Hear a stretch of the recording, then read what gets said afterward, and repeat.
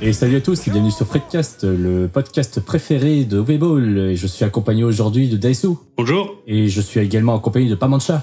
Bonjour. Parce qu'aujourd'hui on va parler de Villeneuve. Est-ce que quelqu'un a envie de présenter de Villeneuve ici? Alors déjà c'est Villeneuve. Ah, c'est juste... C'est juste Villeneuve, c'est Denis Villeneuve. Enfin, je sais pas, dans ma tête c'était vraiment de Villeneuve son nom. Ok, j'ai appris un truc. Ok, super ça. Et donc, qui présente Villeneuve? Okay. Qui est chaud Oui, moi je veux bien le présenter. Alors Villeneuve, c'est le fameux prodige québécois qui est derrière quelques excellents films que je vais tout de suite aller sur Wikipédia. Voilà. Réalisateur de Incendie que j'ai pas vu. De Prisoners que j'ai vu, de Enemy que j'ai vu du coup il y a 2 jours, de Sicario que j'ai pas vu même s'il est sur Netflix, de Premier Contact que j'ai vu, de Blade Runner 2049 que j'ai vu et de Dune dont la bande-annonce vient de sortir il y a quelques jours, ce qui nous a donné l'impulsion de parler de lui et de son travail. Est-ce que c'est un bon résumé C'est un résumé Wikipédia. C'est un résumé Wikipédia. Ouais, finalement, tant que ça marche. Et voilà, donc pour vous résumer, on va surtout parler de la période hollywoodienne, donc la période contemporaine, on va dire, de Villeneuve, voilà, de Villeneuve, pardon. Denis de Villeneuve. Je vais jamais y arriver, hein, en vrai, ça va être super compliqué pour moi. Donc, appelle-le Denis. Appelle-le DD. Ouais, c'est ça. Denis, on va l'appeler Denis, ouais, ce sera plus simple. Et du coup, on va surtout parler de ces films entre Prisoners et le dernier, c'était bien, c'est Blade Runner le dernier, hein. Je suis Blade d'accord. Runner, ouais. Bah, entre Prisoners et Dune, du coup, je suppose, parce qu'on va toucher quelques mots sur Dune. Dune, on va commencer à en parler tout de suite. On va parler de nos impressions sur la bande-annonce. On va dire ce qu'on en pense et ensuite on passera aux autres films. Donc, dans un premier temps, déjà, qui a regardé le Dune de David Lynch ici? Bon, moi, je l'ai regardé. On l'a tous vu, du coup. On l'a tous vu. C'est super. On a fait nos devoirs. Est-ce qu'on l'a tous aimé? Ah, c'est plus compliqué, déjà. voilà. Parce que c'est intéressant quand même d'en parler parce que, voilà, même si à la base Dune, c'est une série de livres, la comparaison entre le Dune de David Lynch et celui de Denis, bah ça va se faire d'office. Donc moi je vais commencer par parler du rapport que j'ai avec le Dune de David Lynch. En fait, c'est un film que j'apprécie beaucoup. J'aime, même si elle est très datée, j'aime beaucoup son esthétique. Même si techniquement c'est le film le moins marqué esthétiquement David Lynch. Hein. Je pense qu'on est tous d'accord pour dire que si on nous présentait le film comme ça sans savoir que c'est un film de David Lynch, c'est pas forcément un truc c'est pas très évident. Voilà, c'est ça exactement. Mais c'est un film dont j'apprécie beaucoup le côté très il explore il va très loin. Enfin, j'aime beaucoup en fait la différence qu'il y a entre les différents peuples avec le peuple de l'empereur qui fait très Moyen Âge Renaissance avec une pointe de modernité très très royale avec la planète Dune qui ils sont implantés dans le désert et les comment ça s'appelle encore les Harkonnen. Ouais, c'est ça, les rouquins de l'espace qui qui sont vraiment dégueulasses. Et voilà, et puis on sent vraiment qu'il y a un côté très très philosophique, très métaphysique dans le film de David Lynch que j'aime beaucoup. Le gros défaut que je donnerais à ce film, c'est la dernière partie où en fait t'as une énorme ellipse. Ils te disent juste ce qui se passe, on raconte que Paul il a eu un gosse et voilà, et la fin se finit un peu en queue de poisson. Je trouvais ça vraiment dommage. Je sais pas ce que vous en pensez. Moi je suis assez d'accord pour dire que on voit que c'est pas un film qui est censé tenir en 2 heures et qu'il a bien galéré à tout faire rentrer et on sent en fait que dans le rythme il y a beaucoup d'ellipses et beaucoup de trucs qui s'enchaînent très vite. Et c'est un peu le problème principal du film, je pense, c'est que le rythme ne tient pas vraiment la route, je pense. Oui, je suis assez d'accord, je pense. Structurellement, c'est un peu bancal, mais en soi, oui. Enfin, je pense, j'ai vraiment l'impression que c'est comme dit Dessous, c'est l'histoire originale qui est trop massive, trop dense, c'est ça. pour tout faire rentrer dans un format de 2 heures. Du coup, enfin, j'ai vu que du coup le DD il veut faire sa version de Dune en 2 parties. En vrai, je pense que c'est probablement le meilleur pari. Après, en ce qui concerne le Dune original, bah, enfin, je sais pas vraiment si ça aurait pu marcher de quelque manière que ce soit, même si même en retirant tout l'aspect production chaotique, le Dino De Laurentiis mégalo. Ça, j'en sais rien, parce que c'est vraiment le format. C'est 84, c'est ça? C'est 84. C'était une bonne époque quand même pour les films de SF un peu aventure, machin. Bah, mais c'est pas vraiment.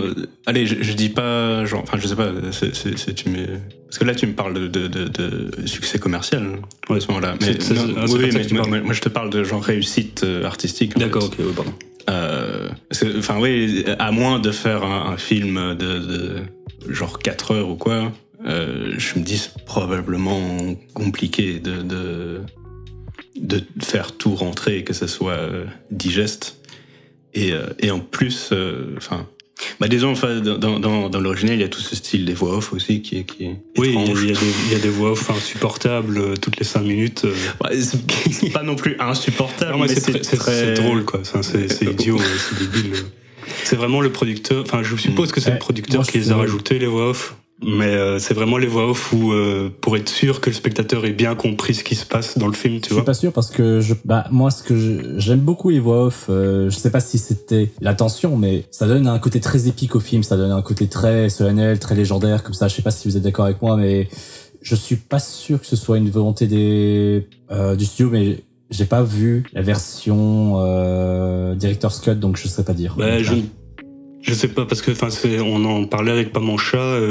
Moi j'ai l'impression que ces voix off sont surtout là pour expliquer ce qui se passe. Et Lynch, c'est pas le genre de type qui a envie que tu comprennes bien ce qui se passe et à tout expliquer clairement, tu vois. C'est genre, ça le dérange pas si t'es un peu confus à certains moments. Ouais, c'est ça. Donc je suis pas sûr que ça vient de Lynch au départ, cette histoire de voix off. Je crois qu'il s'éclate quand les gens ne comprennent pas. Il est en mode vous comprenez pas. Oui, c'est ça. J'adore. C'est ça. C'est pas. Tu vois, c'est pas son genre de tout expliquer. Tu vois, c'est pas. Donc je sais pas. Après, ça rajoute un charme. En fait, le truc du film, c'est qu'il il a ses défauts. Après, je suis d'accord pour dire qu'il a un charme un peu désuet, un peu, tu vois, il a je comprends pourquoi il est devenu culte, tu vois. Parce que il a une espèce de charme 80s, old school. Oui, mais je pense... moi, je m'étais dit ça en ayant fini le film. En vrai, je comprends pourquoi il a pas marché commercialement, parce qu'il y avait... En fait, il y avait eu Star Wars avant qui avait changé le game de comment on faisait à quoi ressemblait un film de science-fiction, space opéra, machin. En vrai, Dune ne ressemble absolument pas à Star Wars, et au contraire, il ressemble à le genre de science-fiction qu'il y avait avant Star Wars dans les années 50 et 60, où c'était genre la planète interdite et des choses du genre, donc avec les fonds verts et les espèces d'effets un peu, des effets numériques un peu mal foutu comme ça. Et je pense l'esthétique dont tu parlais plus tôt, Arknea, qui rappelle très genre Flash Gordon et Métal Hurlant et des choses de tout ce genre-là. En soi, même, je pense à l'époque des années 80, c'était déjà un style qui faisait vintage en fait. Et au-delà de ça, il y a aussi un peu le genre de personnage qu'on rencontre dans Dune. En soi, le personnage principal de Paul avec son brushing parfait. Pendant tout le film, il a un brushing parfait. C'est genre dans Star Wars. Un brushing du futur. Oui, un brushing du futur. En soi, dans Star Wars, quand Luke il s'entraîne dans les marais, tu vois, il est sale. Tu vois. Ça n'arriverait pas dans Dune. Enfin, en tout cas, ça n'est pas arrivé, alors qu'il passe des années dans le désert, mais il est toujours propre. Et ça, c'est ça le charme de la science-fiction old school. Mais la façon dont je vois ce film, ça a un côté très shakespearien, je trouve, surtout dans la façon dont jouent les personnages. C'est-à-dire que tout le monde est très digne en permanence, tout le monde est très stoïque comme ça, et tout le monde déballe ses répliques de façon très grandiloquente. Et à nouveau, ça joue sur le charme du film. Je trouve que ça lui donne vraiment une vraie personnalité, parce que c'est pas un type de jeu qu'on voit si souvent que ça, et ça rajoute de la grandeur, de l'épicness autour. Oui, mais par opposition, quand tu regardes dans les Star Wars, t'as Harrison Ford qui joue comme une espèce de playboy, t'as Leia qui joue comme enfin, ouais, j'ai pas envie de dire garçon manqué parce que c'est pas exactement ça, mais c'est dans l'idée, tu vois. C'est genre, ils jouent pas comme des acteurs de Shakespeare. Ouais, voilà, tout à fait. Et ça me permet de faire une transition sur la version de Denis. Je trouve qu'on perd beaucoup de ce côté très épique, très théâtral, pour un côté beaucoup plus réaliste. Mais d'un autre côté, je sais pas si ça vient de moi, mais je trouve que le nouveau Paul est, je sais pas, je trouve son jeu très plat en fait. J'ai pas l'impression qu'il ressent beaucoup d'émotions. C'est peut-être pour jouer sur ça, mais je sais pas, je trouve pas très, il a pas l'air hyper intéressant honnêtement là. Est-ce que c'est la faute à Denis ou est-ce que c'est la faute à Timothée, l'acteur? Après, est-ce que Denis a voulu Timothée justement parce qu'il joue comme ça naturellement? Peut-être il l'a vu dans ses films avoir toujours le même visage en permanence, et il s'est dit ouais, c'est parfait, ça fera un très bon Paul. Il l'a choisi quelque part. Ouais, c'est ça. après je sais pas, toi Arkena, tu l'as vu dans d'autres films, le Timothée, tu sais Seul film où je l'ai vraiment vu, c'était, et j'ai peur de me tromper, est-ce que c'était bien lui dans Le Roi, The King de Netflix? Je pense bien que oui, hein. Je vérifie. Une excellente question. On vérifie. Il me semble bien. Timothée, oui, c'est ça, c'est Chalamet. Chalamet. Ouais. Ok. C'est bien. Il est comment là-dedans? Il était dans Interstellar. Ah bon? Interstellar? Oui. Attends, c'était qui dans... Ah si, c'était le grand frère, non? Non, je sais plus. Si. C'était Tom Cooper jeune. Bah non, enfin, Ouais, Interstellar, c'était en 2014. C'est genre, le mec, il a mon âge, donc c'était un gamin. Il se fait genre 15 ans. 15 ans. Quelque chose comme ça. Oui, non, bah oui, je vois, tout à fait. Ok. Je me rappelle plus très bien de lui dans Interstellar. Mais bon, bref, mais est-ce qu'il joue bien dans Le Roi? C'est pas qu'il joue mal, c'est un style de jeu, honnêtement, je l'ai pas vu dans assez de films pour dire, mais dans The King, il est très comme ça aussi, très stoïque, j'ai pas l'impression qu'il ressent tellement d'émotions, mais j'ai plus l'impression que ça vient des directions d'acteurs, parce que je pense vraiment qu'il peut jouer, mais bon, je pense qu'on lui a pas vraiment donné l'occasion. Ma théorie, c'est que Denis l'a vu dans The King, et il a trouvé que ça correspondrait plutôt bien au rôle de Paul dans sa version, donc ils sont restés sur le même genre d'idée, à mon avis. Ouais, c'est possible.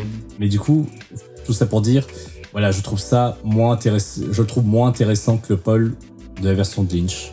Mais ça je suis d'accord, parce que je pense que le Kyle MacLachlan, même à l'époque, il avait déjà beaucoup plus de charisme, beaucoup plus de présence. Enfin, ouais, il a une tête qui le rend plus sympathique. Ouais, plus sympathique. Le Chalamet, il a une tête d'espèce de gosse de riche. Ouais. Tête à claque, on va dire. Une tête à claque, ouais. Et ouais, je sais pas quel âge il avait à l'époque, le Paul de Lynch, mais plus vieux. Ouais, je pense qu'il était probablement un peu plus vieux. Il avait aussi cette espèce de maturité en plus, en vrai. Après, le Chalamet, il ressemble à un gamin. Le personnage dans le bouquin a 15 ans. Hein. Oui, c'est vrai. Donc, ça doit être un jeune techniquement. Après, ouais. Non, soit les jeunes dans les années 80, ils avaient tous 30 ans, donc quelque part. Ouais, à l'époque, on était plus vieux, mais quand on était du jeune. coup, Arkena, parce que ça m'intéresse. Est-ce que tu peux élaborer sur ce que tu penses de l'esthétique générale du trailer? Alors, ce qu'il faut savoir, c'est que l'esthétique générale des films de Denis, c'est une esthétique que j'aime beaucoup, mais je la trouve un peu moins impactante là, parce que c'est souvent très sobre, avec des couleurs. Souvent, j'ai l'impression qu'il a voulu faire en sorte que les couleurs soient très ternes. Et c'est un style, hein, ça se défend, hein, mais si on compare à nouveau sur Lynch, je trouve ça beaucoup moins impactant, beaucoup moins original. Parce que là, dans le Dune de David Lynch, quand on va sur la planète Dune, en fait, on va n'importe où dans ce film. J'ai vraiment l'impression d'être sur une planète, alors que là, finalement, il serait juste dans un désert en Afrique. Voilà, ce serait pareil. Et puis même en général, je trouve que les designs des costumes, des personnages, voilà, c'est beaucoup. Enfin, le côté réaliste, je trouve. Me touche beaucoup moins, ça, je trouve ça vraiment, surtout que bon, on est censé être vraiment des millions d'années dans le futur, donc ouais, je sais pas, je crois que j'aurais préféré quelque chose de beaucoup plus imaginatif à ce niveau-là. Et puis je repense à la scène de la boîte quand il y a Paul qui met sa main, voilà, et le dialogue est repris dans la bande-annonce. Dans le film, voilà, ça enfin. Ça peut paraître un peu ridicule, mais ça me donne vraiment de la chair de pouce quand dans la version de Lynch, quand il met sa main comme ça, quand il se répète ça en boucle dans sa tête. Voilà, moi je suis vraiment dedans, alors que là, je sais pas si c'est la bande-annonce qui fait ça, si c'est mal placé, mais ouais, j'en ressens vraiment rien, quoi. Et pourtant, j'ai vraiment pas envie de détester ce film, mais ouais, vraiment, c'est vraiment ce que je ressens de la bande-annonce, c'est que je ressens rien, en fait. Je trouve ça un peu dommage. Après, faut rappeler que là, on se base sur la bande-annonce, faut voir dans le film ce qui se passe aussi. Bien sûr. Ça va être différent, mais en soi, enfin, je suis genre 100% d'accord avec tout ce que tu dis. Du coup, je voudrais te poser la question, vu que tu es, je pense, de nous trois, celui qui apprécie le plus le travail de Villeneuve et comme disait l'esthétique de son travail en général. Est-ce que tu penses que Villeneuve est fait pour la science-fiction, en fait? Alors, oui, je pense vraiment qu'il a un vrai talent pour la science-fiction. Là, ça aurait peut-être pas été enfin, je pense que pour une science-fiction basée sur Terre, avec certains thèmes, ça peut vraiment fonctionner. Mais là, par exemple, pour du space opéra, je sais pas si c'est vraiment... Oui, mais c'est ça que je voulais dire. Parce qu'effectivement, c'est genre, il a fait Premier Contact, que moi, j'avais bien aimé quand même. Mais du coup, quand je dis science-fiction, c'est plus genre vraiment space opéra. Oui, c'est Dune, machin. Est-ce que son style est adapté pour Dune, en fait? Est-ce que son style est adapté pour Dune, ou alors est-ce que son style est adapté, par exemple, pour Blade Runner ou quoi? Blade Runner, je pense déjà plus, mais Dune, là, enfin, je pense que le trailer laisse poser la question quand même. Bah, c'est dur à dire parce que voilà, nous il y a un livre de base que bon j'ai pas eu l'occasion de lire hélas, et ben ce que c'est que parce que il me semble qu'il y a des gens qui ont dit que la bande-annonce reflétait beaucoup plus ce qui est censé être le livre, mais je saurais vraiment pas dire si c'est vrai ou pas. Je sais pas si vous avez... Non, moi j'ai pas lu le livre. On n'a pas lu le livre, après je sais pas en quoi ça reflète plus... Je sais pas non plus vraiment, donc faudrait que je me renseigne. Faudrait que je le lise en fait, ça me ferait... Enfin, ça me plairait bien, voilà. Donc, là, mais bon, en me basant uniquement sur ce que je sais et sur ce que j'ai vu, c'est-à-dire le film de David Lynch, c'est une autre approche. Moi, je suis toujours ouvert aux nouvelles approches, mais voilà, faut voir. Je pense que finalement, la chose, il y a plusieurs choses sur lesquelles il doit se concentrer pour vraiment réussir le film. C'est le côté très politique de Dune, qui finalement n'est pas, enfin, est présent dans la version de Lynch, mais je pense qu'il y a moyen de pousser ça encore plus, de vraiment créer des situations un peu à la Game of Thrones où ce serait vraiment intéressant. Donc je pense que si il réussit ça pourrait vraiment être très très bien. À nouveau, je sais pas à quel point le côté métaphysique était présent dans les livres, mais bon, il doit l'être quand même vachement, vu bon, t'as des sorcières, t'as la guilde des voyageurs, là j'ai oublié comment il s'appelle. Je sais pas si vous voyez de qui je parle, des espèces... Oui, moi je vois de qui je parle.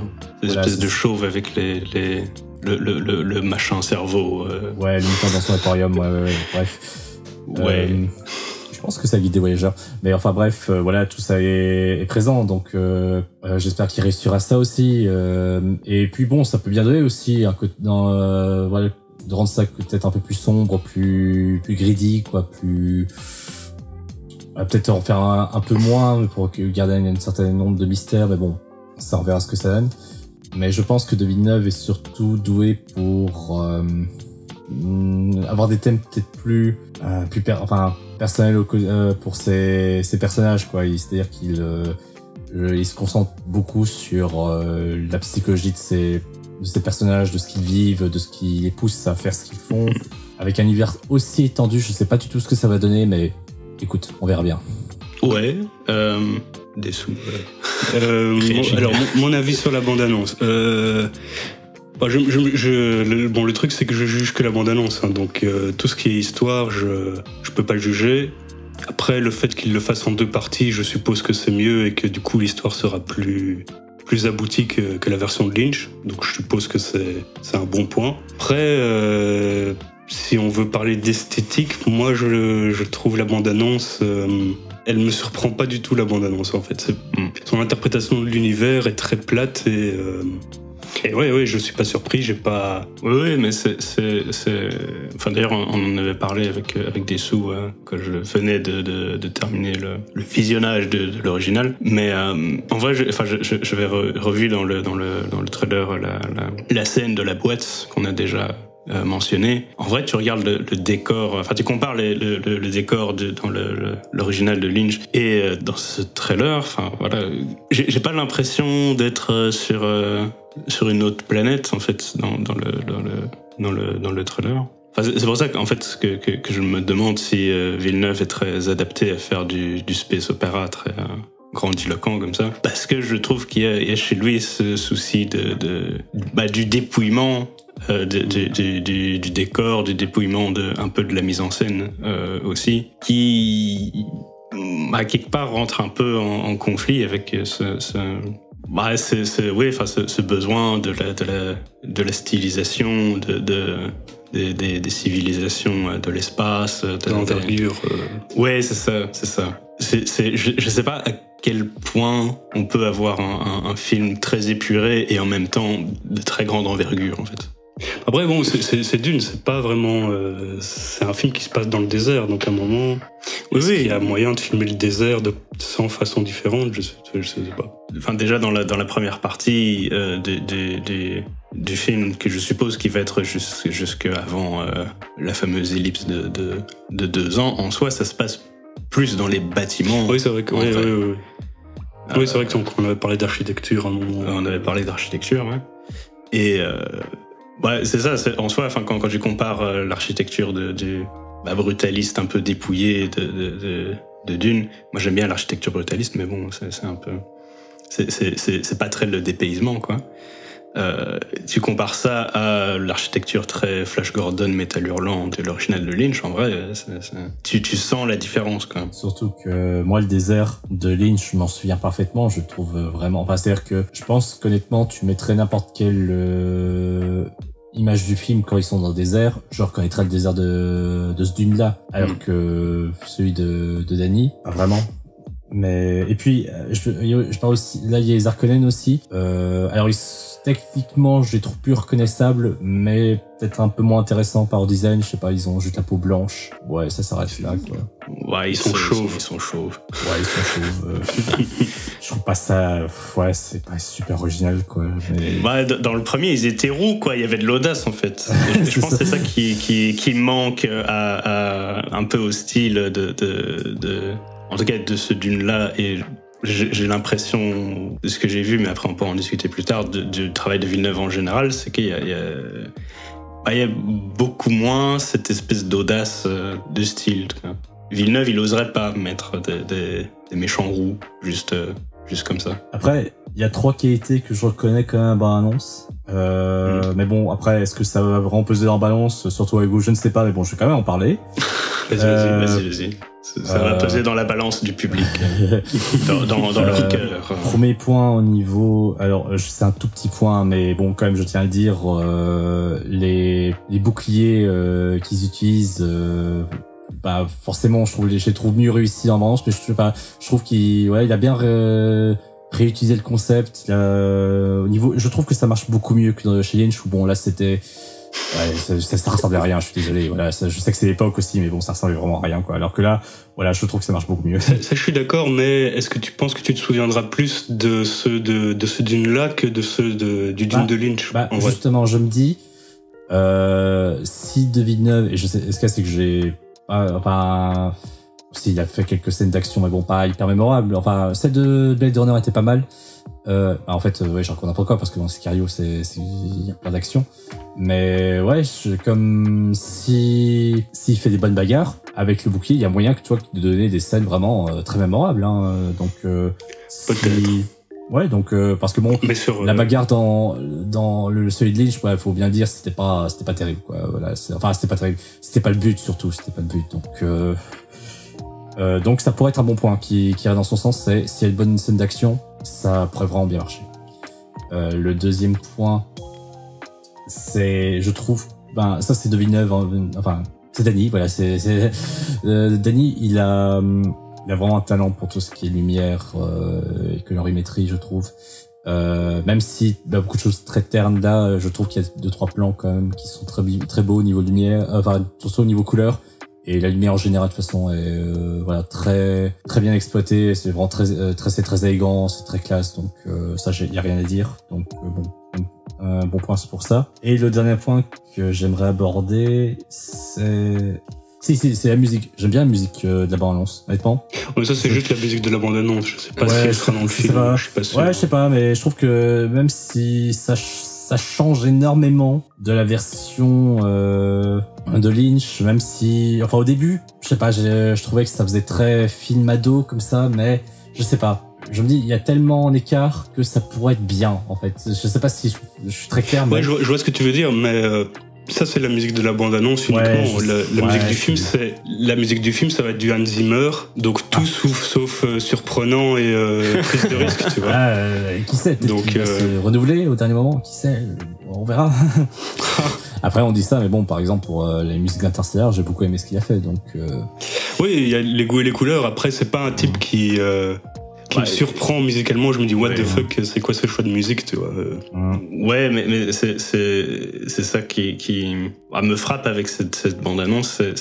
J'avais trouvé une interview de Monsieur Jodorowsky sur le sujet de cette bande-annonce. Jodorowsky, qui pour ceux qui ne le savent pas, est celui qui a lancé un projet de film sur Dune, qui était massivement ambitieux, qui aurait probablement jamais pu être fait de toute manière, qui a été finalement abandonné pour des raisons financières. Est-ce que tu peux résumer Jodorowsky en 3 mots? Oh non. Non, j'en suis incapable.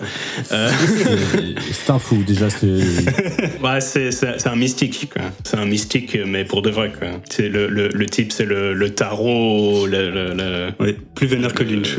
Beaucoup plus vénère que Lynch. C'est aussi un mystique, mais pas de la même manière. Ouais, c'est également un artiste avec un très très grand A majuscule, nacré d'or, d'argent et de pépites de chocolat. Ouais, c'est ça. Tu vois, les lettrines médiévales comme ça. Et vous pouvez le suivre sur Instagram. Ouais, il danse dans la rue et c'est tout. Ça. De nos jours, il fait de la pantomime dans les rues de Paris. Attendez, pour de vrai, il a un Insta. Pour de vrai, ouais.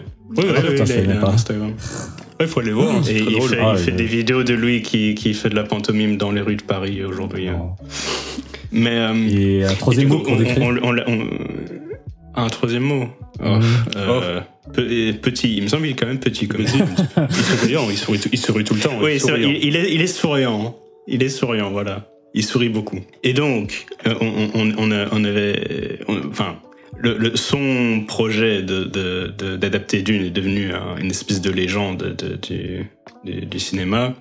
Et du coup, avec la sortie du trailer, on a été le chercher, on a été lui demander ce qu'il pensait. Et en gros, ce qu'il a dit, c'est qu'il n'y avait pas de surprise dans le trailer et que du coup, ça l'intéressait pas spécialement. Et en vrai, je pense que ça résume assez bien, en tout cas, mon ressenti par rapport à tout ce trailer. Et, il faut aussi préciser que Jodorowsky, le Dune de Lynch, il le déteste. Enfin, il sait pas qu'il le déteste, il trouve juste que c'est à chier. Donc, il le trouve raté, mais en même temps, je sais même pas si Lynch le considère comme vraiment réussi. Oui, Lynch le considère comme raté aussi, donc. Oui. Donc voilà. Après, évidemment, là, je parle uniquement du trailer, mais en vrai, le marketing du film me donne pas spécialement envie parce que en soi, oui, je vois pas un truc qui t'intrigue. Oui, qui m'intrigue. Il y a pas vraiment d'intrigue, il n'y a pas vraiment pas vraiment de surprise. En fait, la bande-annonce se ressent comme une bande-annonce de film, gros film épique, machin, mais un peu standard presque. Même si je sais que Dune n'est pas une histoire standard. En fait, je pense que le film, ça aurait beaucoup mieux marché. Je pense que ça aurait été beaucoup plus intriguant si ça avait été une série. Je pense que Dune en série, avec ce type d'imagerie, ça pourrait beaucoup mieux fonctionner. Peut-être, mais du coup, il y a la série. C'est une série de téléfilms qui a été fait sur Dune, qui apparemment est la meilleure version d'après ceux qui ont lu le bouquin pour l'instant.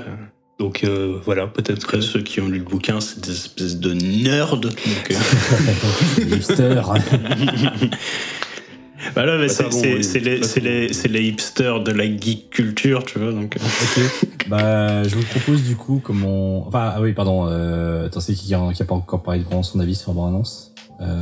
Je pense qu'on a tous donné notre avis sur à peu près, je pense. Je sais pas s'il y a grand chose d'autre à dire. Ok. Bah voilà, donc. Je veux peut-être juste dire qu'il y a trop de. Dans la bande-annonce, il y a trop de gros plans sur les acteurs.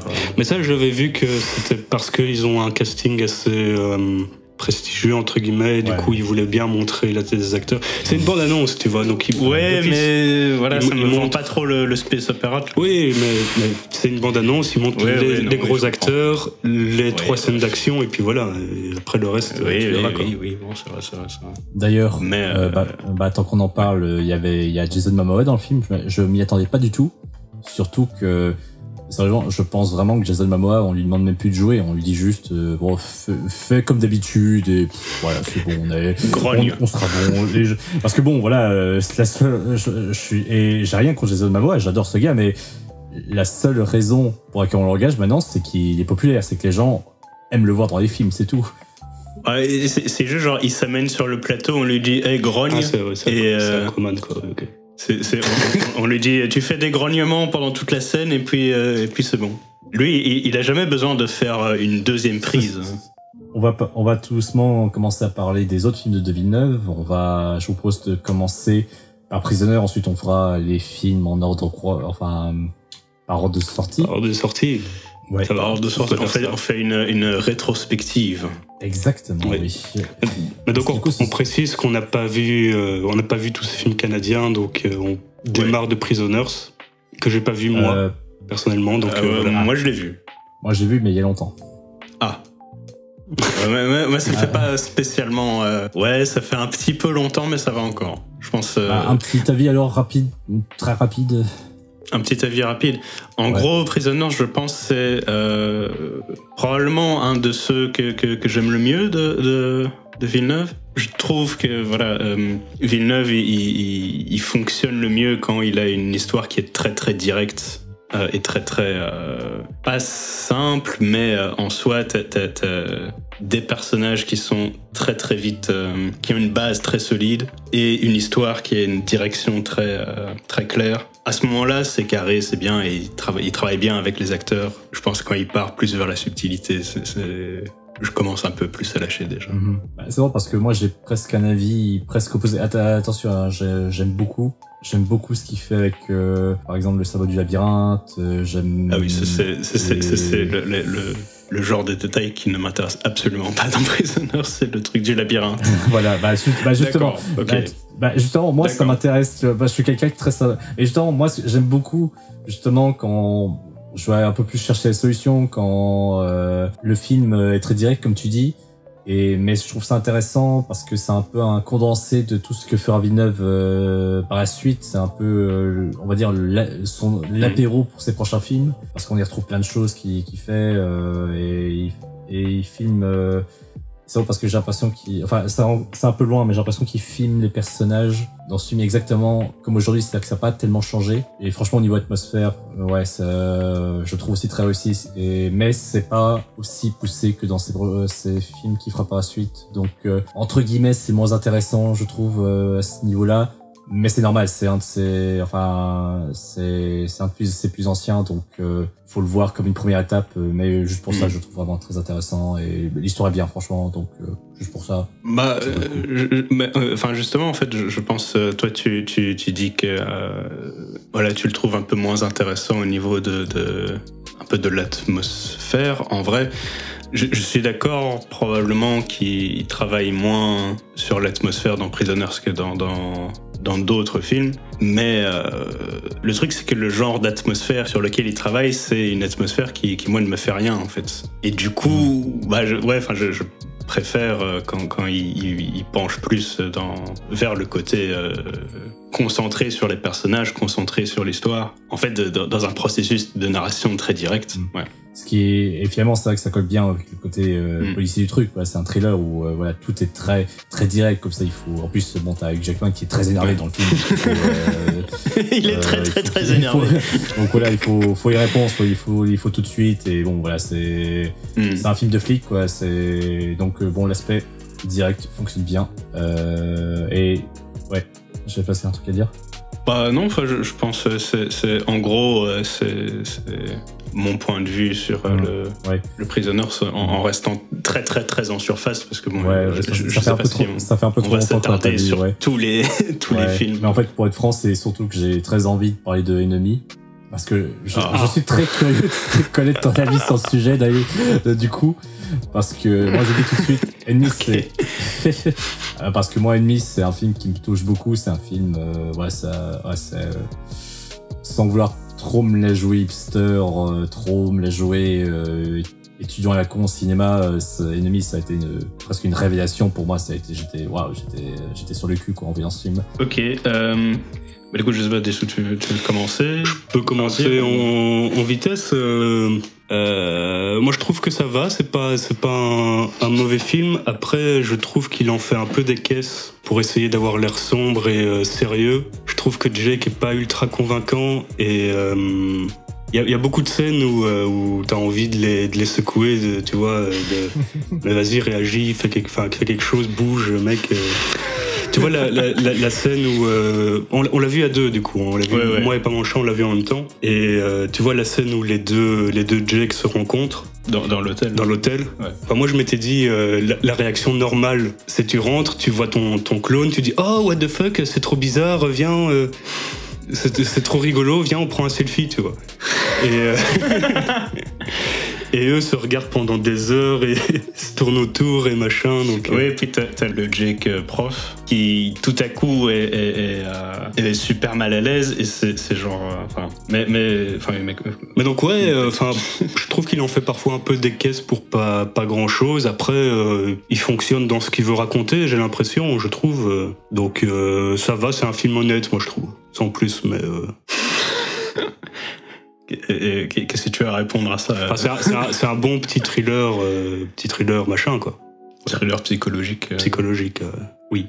Voilà, mais avant d'en rajouter, j'aimerais bien avoir ton avis. Ok. Oh là là. Par où commencer? Parce que lui est moins convaincu que moi, attention. Hein. Oui, mais ça, je m'en doutais. C'est ça qui est trop intéressant, c'est que je m'en doutais qu'il aimerait pas ce film. Mais je pense pas que je suis moins convaincu par le film. Je pense que je suis moins convaincu par la réalisation, en fait, que spécifiquement par le film et l'histoire du film et ce qu'il essaie de raconter. Je pense le propos du film, je pense, comme disait Dessous, ça marche, c'est honnête, on comprend, on voit ce qu'il veut dire, on voit de quoi il veut parler, et en soi pour ce qu'il veut dire, communiquer assez bien. En fait, je vais faire une alerte spoiler pour un autre film. Parce que par pure coïncidence, j'avais vu quelques jours avant de voir Enemy, j'avais vu Lost Highway de David Lynch. Encore lui. La comparaison ne s'arrêtera donc jamais. Mais c'est parce que je l'avais emprunté au Vidéoclub avant de savoir qu'on allait faire un podcast sur Dune. Donc, mais du coup, j'avais vu Lost Highway, qui a aussi en fait une histoire de personnages qui se dédoublent, donc qui a une ramification dans le subconscient ou machin. Enfin voilà, c'est en soi, je pense, le propos de Lost Highway est finalement assez similaire à celui de Enemy. En plus, j'avais vu que Villeneuve s'était inspiré de Lynch pour Enemy. Il l'avait dit dans une interview ou je sais plus quoi. Et bah en soi, enfin la grosse différence que moi j'ai perçue entre les deux films, c'est que comment dire, c'est assez délicat à formuler comme nuance parce que en fait Lynch, ça lui pose pas de problème que tu sois confus, mais il a pas envie que tu n'aies pas compris que tu es censé être confus, en fait. Dans le sens où, quand tu as dans le Lost Highway, Bill Pullman qui se... Est-ce que tu as vu Lost Highway, Arkner? Est-ce que je peux te spoiler, toi? Alors, ce qu'il y a, c'est que je ne l'ai pas vu. Je connais ce film, je ne l'ai pas vu. Ok. À la limite, je me mets en off pendant quelques secondes de temps que tu le dises pour éviter de me faire spoiler, mais... voilà. Non, mais ça fait partie de mon explication. Mais genre... Écoute, c'est pas grave pour dire que tu vas me spoiler. Si... Ok, bon. Excuse-moi, je suppose. Mais en gros, à un moment, t'as Bill Pullman qui se transforme en un autre personnage. En fait, c'est genre, au départ, tu as Bill Pullman dans un endroit spécifique. Tu as une scène abstraite qui se passe et tu saisis pas exactement ce que tu es en train de voir. Et scène d'après, le même endroit, mais Bill Pullman est c'est un autre personnage qui est là. En fait. L'acteur a changé. Ouais, l'acteur a changé, c'est ça. D'accord. Et ce qui se passe après, c'est on suit cet autre acteur qui est en fait un autre personnage, mais voilà, tu saisis qu'il y a eu la transformation. Quoi. Et en fait, enfin, je fais cette comparaison parce que dans Enemy, jusqu'à après la fin du film, où j'ai été un peu voir ce qui se disait sur Internet sur le film, je n'avais pas saisi qu'il y avait une dimension, le subconscient, tout ça, en fait. Je me disais, genre, enfin voilà, le dédoublement des personnages de Jake, ça pourrait être juste des jumeaux séparés à la naissance, en plus. En plus, parce qu'il y avait le truc de la cicatrice sur le bas-ventre. Je me disais, bah voilà, enfin, c'était probablement des jumeaux siamois qu'on a séparés à la naissance, quoi. Et effectivement, j'ai vu avec les vidéos sur Internet par après que voilà, il y avait des indices pour signifier qu'il y avait plus que ça. Et en vrai, c'est vrai que voilà, j'aurais sans doute dû prêter plus attention à ces indices. Mais de l'autre côté, je me dis, il y a le style épuré de Villeneuve qui ne te pousse pas outre mesure à réaliser tout ça. Voilà, si tu fais pas gaffe aux 2-3 indices qui sont parsemés dans le film, qui t'aident à le réaliser, tu vois. Je pense que ça rejoint un peu le problème que j'ai avec cette espèce de minimalisme de Villeneuve, qui est, c'est pas spécialement quelque chose qui m'accroche, en fait. Et du coup, voilà, je passe beaucoup plus facilement à côté des révélations, quand l'histoire n'est pas quand même directe, comme dans Prisoners ou dans Premier Contact, ça a marché quand même, je trouve. Mais...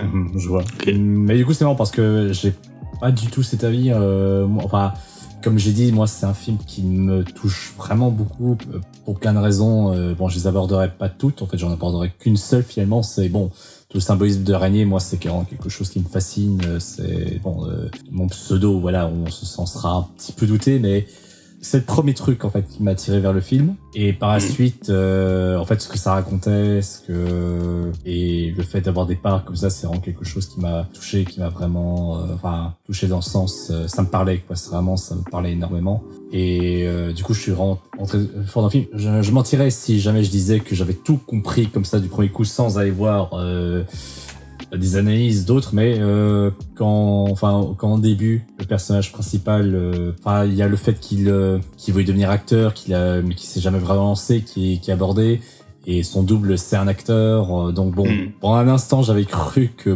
l'acteur c'était genre lui du futur ou lui du passé, je sais pas, mais j'étais un peu en mode est-ce que on va partir sur ça. Heureusement on n'est pas du tout parti sur ça, mais il y a des indices comme ça qui m'ont fait dire oui, genre inconsciemment je me doutais vraiment de comment, enfin, de ce que ça voulait dire, même si j'avais pas encore toutes les clés. Et vraiment, et du coup, ce que ça raconte, je sais pas à quel point le film de Lynch raconte la même chose que ce film-là, mais bon, enfin, j'aime beaucoup ce que Enemy raconte. C'est vraiment, enfin, je trouve ça assez fascinant. Je pense regarde le film de Lynch. Ouais, je regarderai. C'est pas la même chose. C'est probablement pas exactement la même chose, mais c'est pas complètement dissimilaire non plus. Ouais, mais je vais pas en dire plus parce que je veux pas te... D'accord, ok. En gros, je pense pas que le lien soit, n'ait aucun sens, quoi. Et c'est marrant, c'est vrai que c'est marrant de revenir comme ça à Lynch et à Villeneuve. Je pense que, enfin, ce serait intéressant de voir à quel point Villeneuve s'inspire dans ses autres films. Bon, je pense que pour un film, là on va venir de Sicario, je pense pas qu'il s'inspire tellement de Lynch, mais bon, il y a des parallèles intéressants. Je sais pas, parle-nous de Sicario en vitesse. Alors, donne-nous envie de le voir. Ouais. Sicario, finalement, c'est un peu... Il y a beaucoup de gens qui le comparent à un western moderne, enfin un néo-western. Dans l'idée, oui, ça est totalement. Mais je dirais plus que c'est justement, ça va un peu plus loin, c'est l'évolution des westerns. Et bon, on sort, enfin, bien que c'est plus compliqué que ça, parce que j'allais dire on sort des thématiques habituelles des westerns et des néo-westerns, mais ça s'y retrouve quand même, le fait de parler de bien, de mal, et vraiment finalement de dire que ça n'existe pas le bien et le mal, il y a juste du gris plus ou moins foncé un peu partout, et d'avoir cette idée d'explorer un peu la justice dans des zones comme ça, de voir jusqu'où on est prêt à aller pour en même temps faire le bien, mais en même temps voir ce qui se passe quand nos intérêts personnels entrent en jeu. Ouais, je trouve ça vraiment intéressant. Et puis niveau action, je pense que c'est... Enfin, quand on parle d'action et Villeneuve, je pense qu'il y a juste Blade Runner et Sicario pour le moment qui se démarquent vraiment, enfin, où il y en a vraiment qui a vraiment des trucs intéressants. En tout cas, c'est Sicario qui a les scènes les plus intéressantes à ce niveau-là. Ils sont très réussis, je trouve. Du coup, je sais pas ce que vous en pensez. J'ai pas vu. J'ai pas vu non plus. Mais d'accord, ok. Bon, on regarde la bande-annonce, mais... D'accord. Voilà, donc faut aimer les films d'action avec des guns, faut aimer les films qui parlent de justice, de loi, et avec des personnages torturés comme ça qui veulent venger leur famille. Voilà, faut voir si vous êtes intéressé par ce genre d'histoire. Je sais pas si je le vends très très bien, mais ouais, je sais pas. Les films avec des gros guns, je t'avoue, je sais pas si ça m'intéresse énormément. Moi j'aime bien, mais est-ce que Villeneuve a une bonne interprétation de ça Ouais, franchement, ça. C'est très greedy, hein, c'est très. C'est presque un thriller, hein. J'irais pas jusqu'à dire que c'est un thriller complet, mais bon, quand il y a les scènes d'action, on est beaucoup plus dans un côté très suspense, très anxiogène comme ça, parce que c'est très réaliste, hein. Enfin, réaliste, entre façon de parler, mais bon, la scène où ils sont à la frontière, là, t'es vraiment dedans, quoi. T'es vraiment, c'est que tout le monde peut crever à n'importe quel instant, donc je trouve ça vraiment chouette. Parce que c'est ça que je trouve qui définit le film, c'est que c'est très pesant comme atmosphère, je trouve. On sent vraiment que c'est un état de non-droit. Il y a tout qui peut arriver à n'importe quel instant, et il y a vraiment, il y a pas de good guy là-dedans, hein. C'est vraiment que des gens qui essaient de survivre en faisant de leur mieux, et qui essaient en tout cas, du côté de la loi, t'en as un ou deux qui essayent vraiment de rendre les choses meilleures, mais bon, ils ont des techniques très différentes. Hurrah! Quelle joie, quelle allégresse. C'est ça, voilà. Un film pour toute la famille. De toute façon, Villeneuve, c'est pas des films vraiment très... justement, je crois que le plus accessible, on va en parler, c'est Premier Contact. Ah! Ça va, voilà. Et je pense qu'on l'a tous vu, celui-là, non? Ouais, moi je l'avais vu au cinéma à l'époque. Moi, je l'ai vu hier soir. Et toi, Arxnéa, quand l'as-tu vu? Il y a 2 ans, je crois. Ouais, au moins 2 ou 3 ans. Sur mon PC. Parce que... Voilà. Mais du coup, vraiment très chouette expérience. Très bon film. mais comme j'ai dit, beaucoup plus accessible hein, que ses précédents. C'est plus, je vais pas dire léger, mais en tout cas, les thèmes sont plus faciles à aborder, je pense. Bah, je pense, enfin, comme j'avais dit plus tôt, hein, de nouveau, c'est une histoire très directe, ça le rend plus accessible, et au-delà de ça, t'as je pense que t'as une approche qui est de la science-fiction qui est différente, enfin du premier contact, lol, qui est quand même relativement inédite. Regarde, aussi loin que je connaisse le cinéma de science-fiction, je pense l'exemple un peu évident qu'on peut rapprocher de Premier Contact, c'est Rencontre du troisième type. Donc avec le truc de comment l'humanité en vient à rencontrer les extraterrestres pour la première fois. Mais là, ça prend un angle qui est assez différent et bref, qui paraît sans doute plus ancré dans le réel que Rencontre du troisième type. C'est quand même un peu simple de Rencontre du troisième type. J'ai pas de souvenir de Rencontre du troisième type, mais il me semble que c'est surtout la réaction des humains. Mais oui, c'est ça. En plus, c'est ça qui est un peu intéressant, c'est que Premier Contact, quelque part, prend le contre-pied du parti pris de Rencontre du troisième type. Parce que dans celui de Spielberg, les extraterrestres, ils arrivent à la fin du film, en fait. Et tous les films, c'est interpréter les signes annonciateurs de leur arrivée. À limite, à la fin, ils savent exactement comment communiquer avec eux. Quoi. Après, je sais pas, il y avait aussi celui de Zemeckis, Contact, que ça, je l'ai pas vu du tout. Contact, non, je l'ai pas vu, donc vous m'excuserez. Non, voilà. Je pense pas que dans Contact, il y ait ce truc de interpréter le langage des extraterrestres.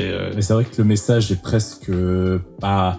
Je vais pas dire simpliste, mais enfin, je sais pas. En fait, les premiers mots qui viennent, c'est un peu simple et naïf, mais bon, après, ce serait vraiment être un peu mesquin, quoi, parce que en vrai, le message est vraiment beau, quoi.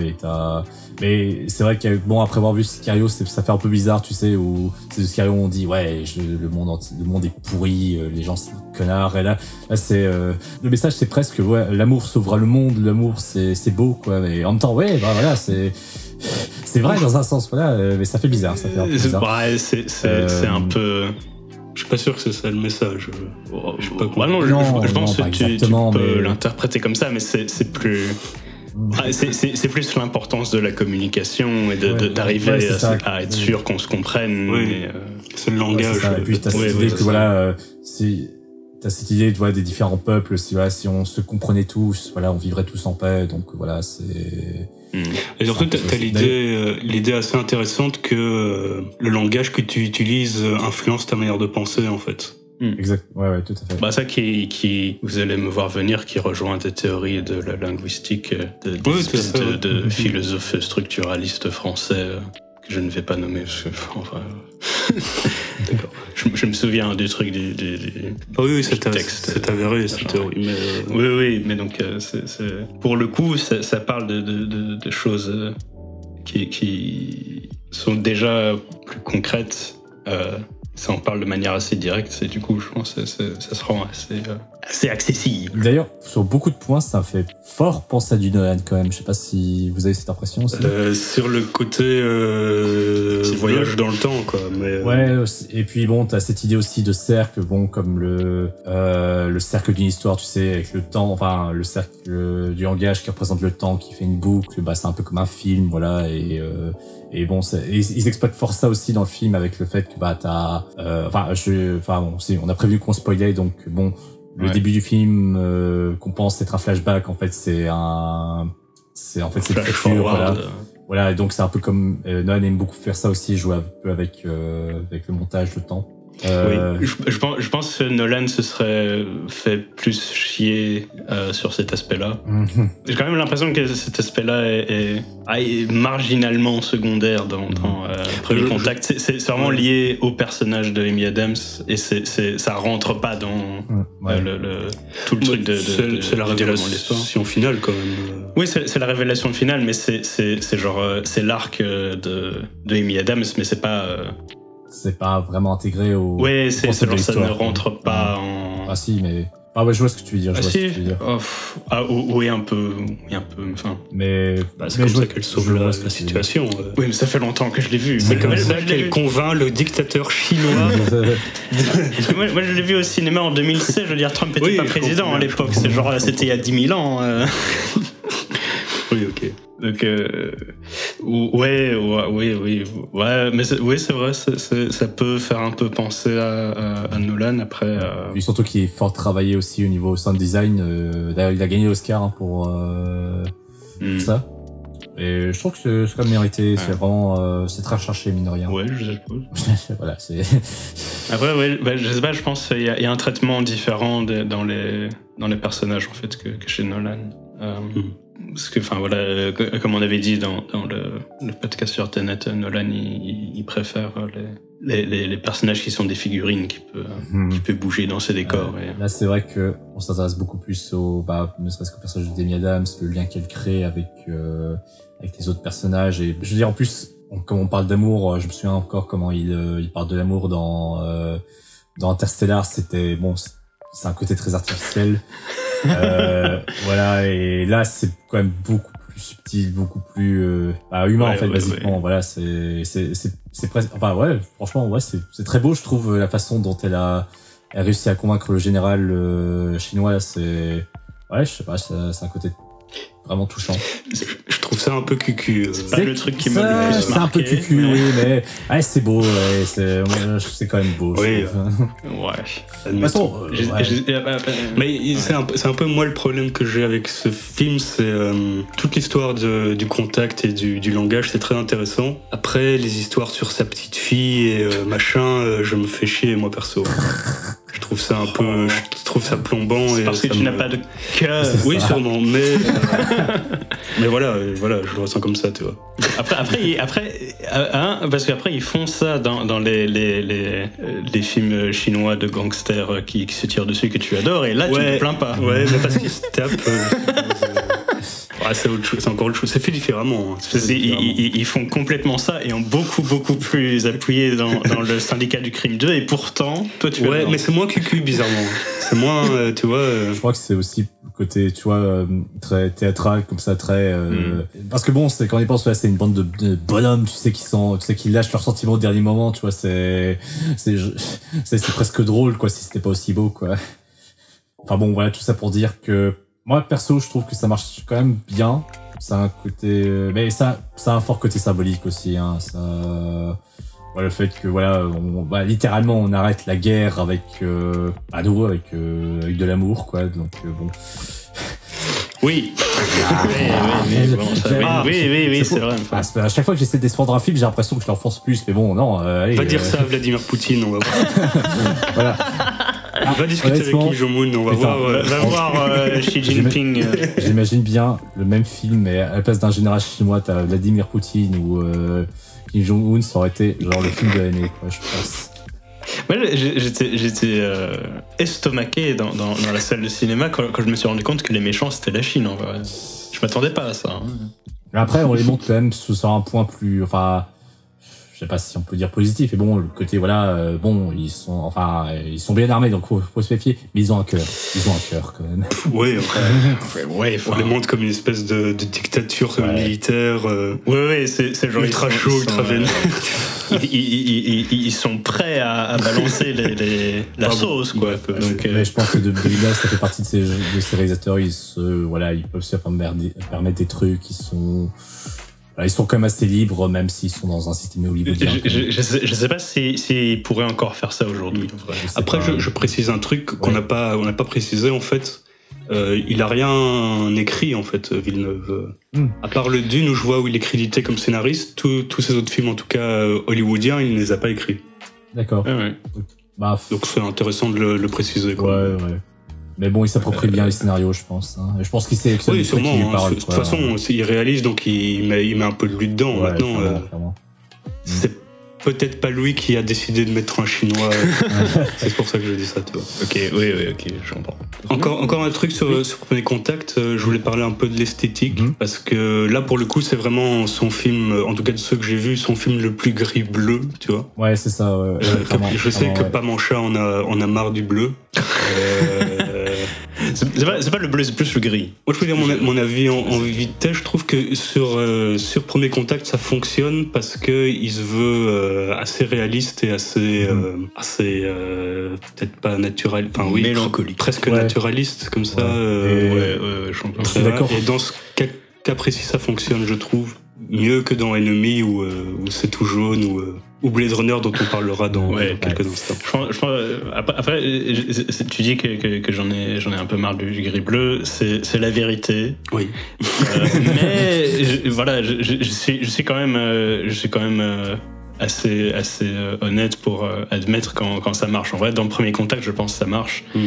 Mais voilà, par exemple, le jaune dans Enemy, j'ai pas vraiment saisi l'intérêt.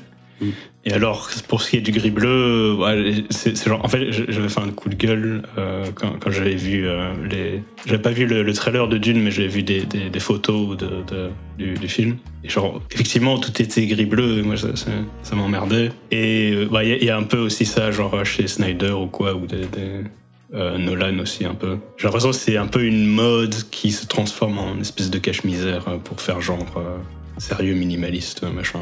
Alors, on va pouvoir vraiment discuter dans Blade Runner parce que...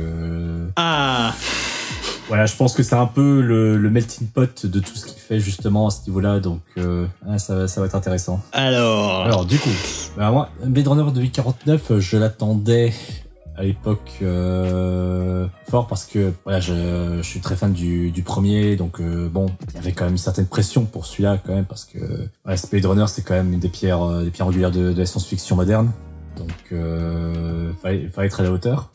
Et honnêtement, je pense que Villeneuve a vraiment réussi à créer quelque chose qui ressemble à Blade Runner tout en se l'appropriant, tout en faisant quelque chose de différent, en restant à la fois dans le même univers et qui faire quelque chose qui reste dans le temps, quoi. La grosse différence avec l'ancien et le nouveau Blade Runner, c'est vient surtout de l'esthétique, je trouve. Dans le premier, t'as une esthétique très froide, mais enfin pas froide, plutôt sale. Tu sens que t'es dans un futur où tu devrais vraiment pas être. Il y a de la pluie tout le temps, c'est le bordel partout, t'as de la saleté partout, tu te sens pas à l'aise. Alors que dans ce Blade Runner là, en fait tout est beaucoup plus clean. Et Villeneuve il joue beaucoup sur le côté très dépouillé des décors, même quand on est dans la décharge finalement, même si c'est sale partout, tu sens pas la saleté, tout est presque bien rangé, quoi, et esthétique à regarder. Mais je trouve que ça joue beaucoup pour le film parce que on explore le thème finalement de ce qui nous rend humains, de ce qui fait que quelqu'un a une âme. Et là, finalement, on se retrouve dans un univers qui a pas d'âme, où le personnage principal recherche la vérité, sur ce qui fait qu'on est nous, qu'il est ce qu'il est. Parce qu'il pense trouver la preuve qu'il est humain, qu'il a eu un passé, et que donc qu'il peut montrer au monde entier qu'il est, j'ai souvent utilisé le mot âme dedans, je sais, parce que bon, j'ai rien d'autre pour le remplacer, mais bon, voilà, ça résume bien le truc, quoi. C'est vraiment cette recherche d'âme dans un monde dépourvu de sentiments. Du coup, j'ai beaucoup aimé le film. Ah, ok. Tu veux que j'aille ça va. Je l'ai trouvé très long. C'est genre Arknea avec tout le spiel comme ça. Ouais, c'est rien. Mais bon, voilà. Non, j'ai trouvé assez long et j'ai un problème avec notre ami Ryan. Qui m'énerve au plus haut point, que je trouve inexpressif et qui a le charisme d'une huître en permanence. Donc j'ai du mal à m'investir, tu vois, mais je trouve aussi que les méchants sont un peu foireux. Après, l'esthétique, moi je suis d'accord avec toi de dire que l'esthétique est plus propre. Je sais pas sûr que c'est une bonne chose, mais je pense, moi je vais rebondir sur le truc de l'esthétique. Je suis d'accord aussi pour dire que je sais pas si propre c'est le bon mot, mais je vois ce que tu veux dire. C'est plus c'est plus aéré en fait. Oui, c'est ça. C'est plus épuré, c'est plus aéré. Et puis quand tu entres dans le bâtiment du méchant, justement, je sais pas c'est quoi le nom de cette architecture, mais bon voilà, c'est très dépouillé comme ça, très très moderne. Voilà, c'est le genre de truc, je pense que tu n'aurais pas du tout su voir dans Dans le premier, il y a parce que bon, le méchant dans le premier, c'est plus t'as plus cette idée de voilà, c'est vit dans un grand château comme ça. Mais là tout est blanc, tout est t'as des reflets d'eau sur les murs, donc là t'as cette esthétique très moderne. Oui, mais du coup je pense, enfin ça rend bien l'idée d'isolation dont que tu mentionnais, Arkner. Le truc c'est voilà, enfin je me demande du coup, ok, tout le monde est isolé et personne n'a d'âme et le monde est devenu un peu un espèce d'environnement clinique comme ça. D'accord, mais on a ce décor qui transmet cette idée-là, mais il faut faire quelque chose au-delà de ça avec cette idée-là, en fait. Et quelque part, je pense, on peut avoir une analyse du truc, genre justement, c'est Ryan Gosling qui cherche son identité dans ce monde où personne n'a d'identité, et puis à la fin, en fait, il découvre que il pensait être l'élu, mais en fait, il n'est pas l'élu. Spoiler, c'est juste il est lui aussi malgré lui une coquille vide en fait. Je pense oui, tu peux avoir cette interprétation là, c'est pas inintéressant, mais en vrai sur 2h30 c'est long quoi. 3 heures c'est long. 2h50 comme ça. Ouais, mais enfin voilà, c'est un peu mon ressenti général, c'est genre c'est très long pour arriver à quelque chose d'un peu consistant. Justement, pas super consistant. C'est comme quand tu manges un yaourt, mais tu le manges pendant 2h30, tu vois. 2h50. 2h50. Tu sais, si le yaourt est bon, ça peut le faire, hein, si tu t'arrives à déguster et tout ça pendant tout ce temps. Mais c'est genre, je pense que les 5 premières minutes, ça va, parce que voilà, mais je pense au bout de 2h50, c'est quand même un peu difficile. Je peux comprendre totalement, hein, je peux totalement comprendre.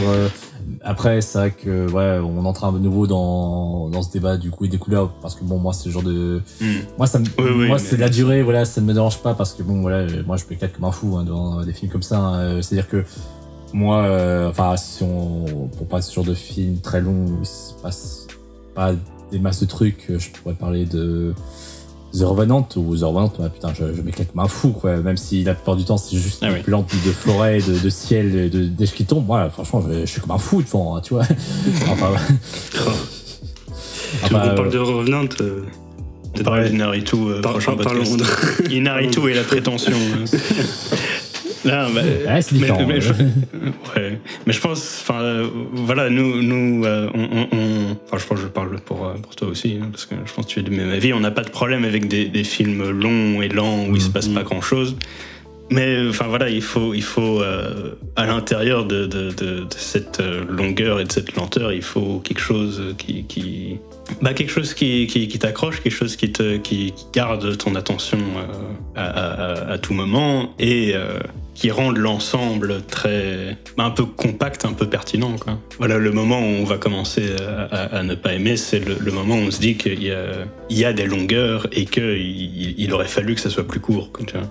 Je pense, voilà, le Blade Runner, je l'ai pas énormément aimé. Je pense que je l'aurais probablement un peu plus aimé s'il était un poil plus court, quand même. Après, en vrai, je sais pas, parce que aussi, en vrai, c'est vrai que l'histoire de Ryan Gosling, voilà, je la trouve quand même un peu vide. C'est ça, en fait, il y a pas mal de sous-intrigues qui sont... moi, je sais que le méchant Jared Leto, j'ai eu du mal à piger c'était quoi son problème, qu'est-ce qu'il fait dans la vie, quoi.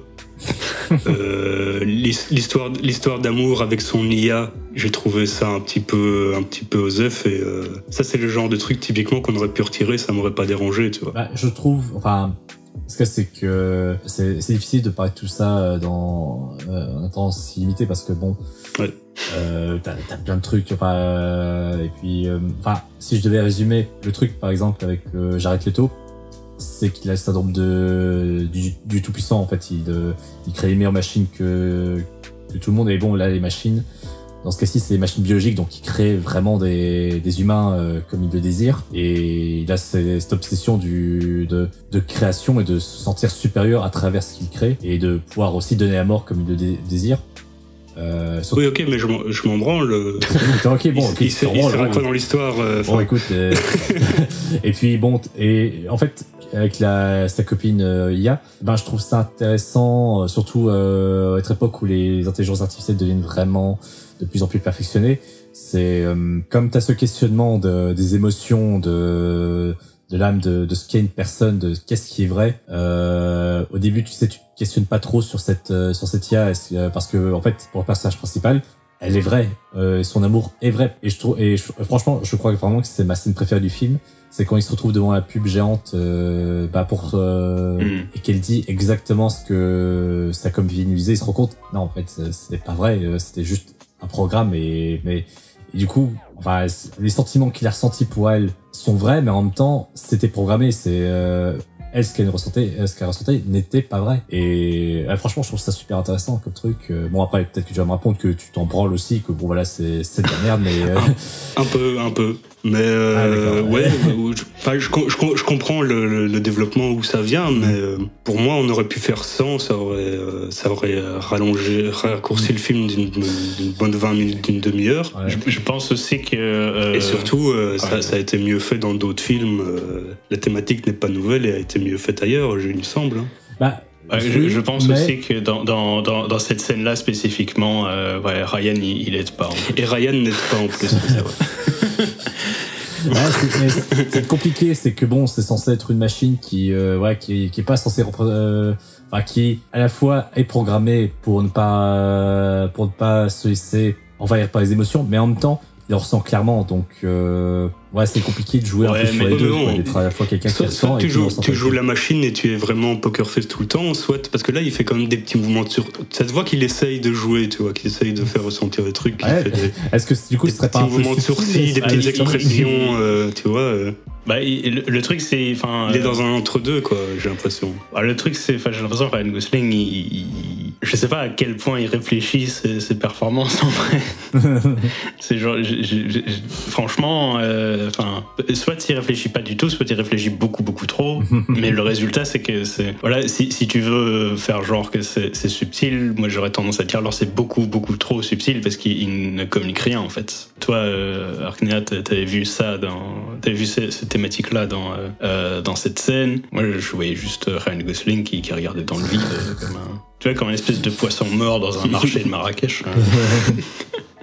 Je sais pas, parce que vraiment cette scène j'ai trouvé tellement belle, et bon moi ça me fait du mal que vous savez quand vous dites ça, mais bon après, je suis pas non plus honnêtement Ryan aussi, je m'en fous, honnêtement, j'ai aucun avis sur ce gars, j'ai jamais vu vraiment très marquant, faut le dire, voilà, c'est vrai, mais bon, je trouve que ça colle dans ce contexte, et même l'histoire de la copine, même si ça a déjà été fait dans d'autres films, je trouve que ça colle bien dans les thèmes, que voilà, ça rejoint un peu tout ça. Voilà, c'est des trucs que j'accepte, et que j'accepte, et au-delà de ça, j'aime honnêtement qu'on parle de ce genre de choses dans ce contexte-là. Ouais.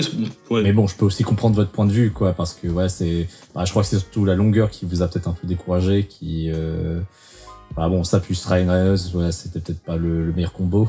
D'ailleurs, je suis en train de me dire là, ce à quoi je pensais, c'est que bon, t'as Ryan Gosling, t'as Jack Gyllenhaal, je sais jamais comment prononcer son nom. Jake Gyllenhaal. Tu peux lui dire Gyllenhaal. Gyllenhaal. Tu peux dire Jackie. T'as Del Toro et t'as Timothée Chalamet là. J'ai l'impression que Villeneuve il recherche un peu le même genre de profil chez ses acteurs principaux, non? Je sais pas si vous voyez un truc qui revient à chaque fois. C'est souvent des mecs un peu. En tout cas, il leur donne des rôles assez froids, mine de rien, assez. Où les émotions sont très internes, quoi. Il laisse rarement des trucs sortir.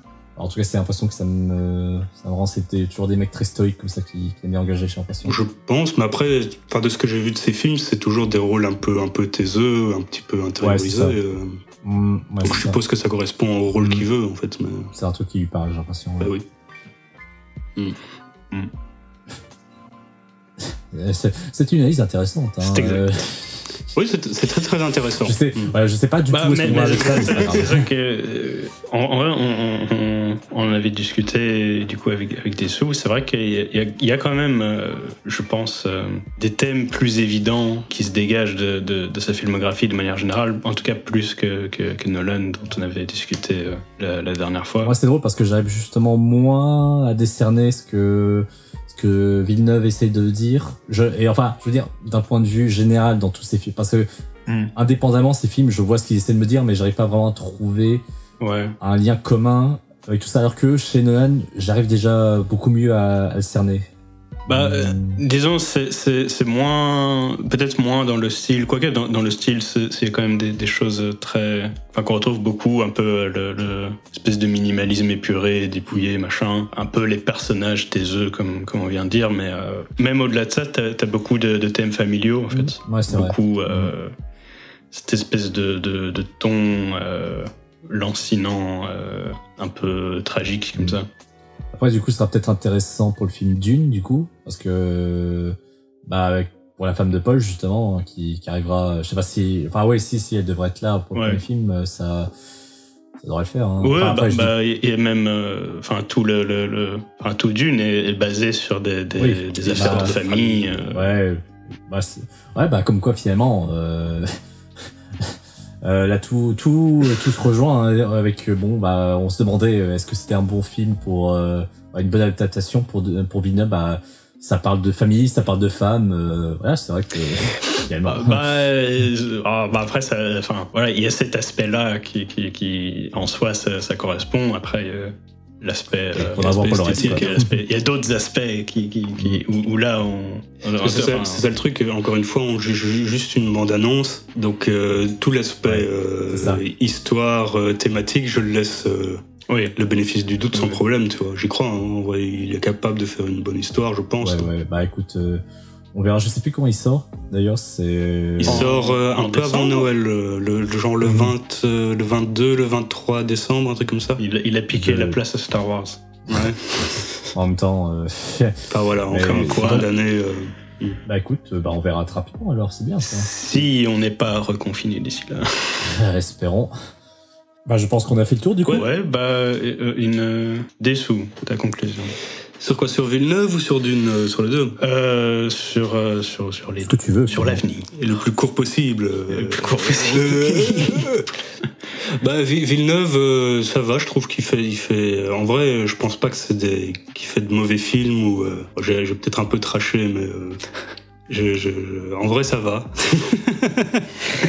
Je pense pas que c'est un mauvais réalisateur en soi. C'est juste qu'il y a aucun film qui m'a marqué beaucoup plus que ça, tu vois. Après, je les ai enchaînés, peut-être que ça joue, mais voilà. C'est un bon réalisateur, mais qui n'a pas fait de films qui m'ont sorti de mes gonds. Du coup, Dune, c'est pas forcément un truc que j'attendais, et la bande-annonce ne m'a pas plus convaincu que ça, donc je ne l'attends pas plus que ça, mais on verra. Voilà. Waouh. C'était vraiment très intéressant. Voilà où j'en suis. Je vais conclure de manière générale. En vrai, je sais pas vraiment quoi penser de Villeneuve, parce que en vrai, enfin voilà, je pense pas qu'il fait des mauvais films du tout. Mais de l'autre côté, je pense pas que je fasse vraiment partie du public qu'il a en tête quand il fait ses films. Parce que concrètement, voilà, c'est pas toujours des histoires qui m'intéressent énormément, qui m'accrochent beaucoup. C'est pas spécialement une esthétique qui m'interpelle énormément. Donc voilà, je pense. Après, oui, enfin, il y a les films que j'apprécie quand même. J'ai bien aimé Prisoner, c'est Premier Contact, c'est bien. Pour Dune, tu peux repiquer ma formulation. Ouais, je l'attendais pas non plus spécialement. Et après avoir vu l'original, voilà, enfin, c'est genre, je sais pas si j'ai envie de voir une bonne version de cette histoire-là. Le truc, c'est que bon, c'est pas un truc avec le Dune de Lynch, on l'a vu hier, avant-hier, tu vois. Ouais. Pour cette vidéo, c'est pas un truc avec lequel on a grandi, qu'on connaît depuis machin. Donc c'est pas un truc qui nous tient à cœur particulièrement, tu vois. Ouais. Donc on ne l'attend pas plus que ça, dans le sens où... Oui, mais même sur le principe, tu vois, c'est pas genre une histoire où je me dis, oh, ce serait vraiment super s'il y avait une version qui marchait vraiment pour de vrai. Genre, je me dis, voilà, j'ai apprécié certains aspects de l'original, enfin, un peu, ouais, enfin, le charme vintage, un peu toute l'esthétique de la vieille science-fiction qu'on fait plus comme ça maintenant. Au-delà de ça, l'histoire, voilà, je pense, je sais pas si l'histoire m'intéresse au point où j'ai très envie de voir la version de Villeneuve. Ça, je sais pas si tu peux te baser sur la version de Lynch pour l'histoire, pour apprécier l'histoire. Probablement pas, mais je dois bien me baser sur quelque chose. Oui, je comprends. Ok. Voilà. Ok, bah je vais faire court aussi du coup. Villeneuve, ça reste un réalisateur que j'aime beaucoup. Jusque-là, j'ai vraiment pas passé de mauvais moments devant ces films, donc je vais espérer que pour Dune, tout soit pareil. Bien que, pour être honnête, là, ça a l'air d'être mal parti. Je sais pas, honnêtement, là, je ressens aucune excitation, mais bon, on verra bien le jour même. Et sinon, franchement, moi, je regarderai ces films à nouveau, toujours avec grand plaisir. Donc voilà, je suis tout positif à ce niveau-là. En vrai, je suis plus intrigué par ces vieux films québécois que ce qu'il va faire par la suite avec Hollywood. En vrai. Ce sera peut-être l'occasion d'en parler. À l'occasion, on se regardera ces vieux films. Éventuellement. Voilà, mais ce que je rajouterais juste... Avec Nucky Day, je sais pas si je serai là, moi. Mais de toute façon, on le fera pas pour la prochaine fois. Mais je tiens à rajouter que je suis pas le plus grand fan de Villeneuve non plus, hein, parce qu'il me manque juste ce petit je ne sais quoi pour vraiment faire en sorte que je sois comme un fou de vent. Enfin, il y a juste Ennemi là où j'étais vraiment comme un fou de vent. Donc voilà, si vous êtes curieux, regardez Ennemi, c'est une expérience. Donc voilà, ce sera mon mot de la fin. Ennemi, c'est bien. D'accord. Ok. Ton mot de la fin, Dessous. Il faut mettre un mot à la fin. Non, je sais quel mot je mets à la fin. Mais... vas-y, moi je n'ai pas de mot. Moi je mets Carlis. Oh là là. Ok, il faut dire au revoir. C'était une super émission, les gars. Merci de nous avoir suivis jusqu'au bout. Merci beaucoup. N'oubliez pas de vous abonner à tous nos réseaux. Spotify, Deezer, Google. On est sur Google déjà. Ouais, iTunes. YouTube, Facebook, ouais. Instagram. Et n'oubliez pas que sur Instagram, on met des critiques de films de temps en temps, donc en tout petit, c'est simple à lire, donc n'hésitez pas. Allez, à la prochaine les gars. Allez, à plus. Bye bye.